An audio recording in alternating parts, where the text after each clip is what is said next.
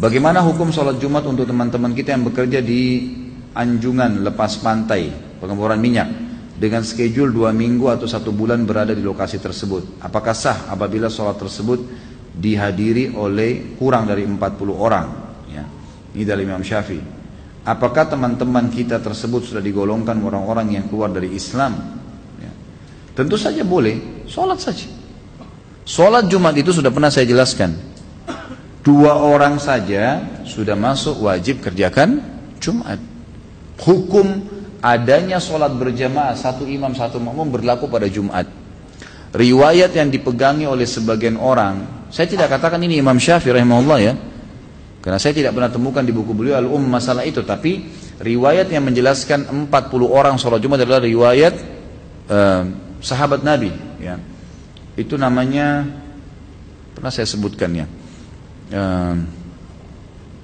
Ada sahabat Nabi dari Ansar yang masyhur ya, saya subhanallah tidak ingat sekarang namanya, tapi sahabat ini memang pernah mengumpulkan As'ad ibn Zurarah radhiyallahu anhu. As'ad ibn Zurarah, beliau orang Ansar, beliau pernah waktu Nabi SAW masih di Mekah dan sudah ada perintah ya gitu untuk sholat Jumat, beliau mendirikan sholat Jumat di rumah beliau dan terkumpul sahabat dengan beliau 40 orang gitu kan. Tapi ini bukan tolak ukur, karena waktu itu kebetulan 40 orang pas yang ikut sholat Jumat, dan ini sudah saya jelaskan dalam materi sirah saya, bisa dilihat diikutin pada saat materi sebelum hijrahnya Nabi SAW. Jadi ini memang sah saja, insya Allah sah saja gitu. Dan sholat Jumat ini teman-teman sekalian permudah aja, artinya gini, sholat Jumat itu kalau kita kayak ini di lokasi-lokasi susah, berat gitu kan, maka kita bisa melakukan sholat Jumat dengan sederhana. 2 orang pun bisa, 10 orang pun bisa, berapa orang pun bisa, dan dipermudah.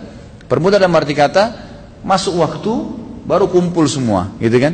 Kemudian naik 1 orang jadi khatib, dia azan, dia salam, kemudian khatibnya muadzinnya azan, kemudian dia mulai khutbah, dan khutbah mulai dengan pujian kepada Allah, salawat kepada Nabi SAW, baca 2 kalimat syahadat, kemudian langsung masuk ke inti. Walaupun kata ulama membaca 1 ayat dengan terjemahannya, sebuah hadis dengan makna-maknanya sudah cukup, gitu kan? Sudah cukup. Kata Nabi SAW, semoga Allah merahmati seseorang yang khutbahnya dipendekkan dan sholatnya dipanjangkan. Dia boleh sampaikan itu secukupnya.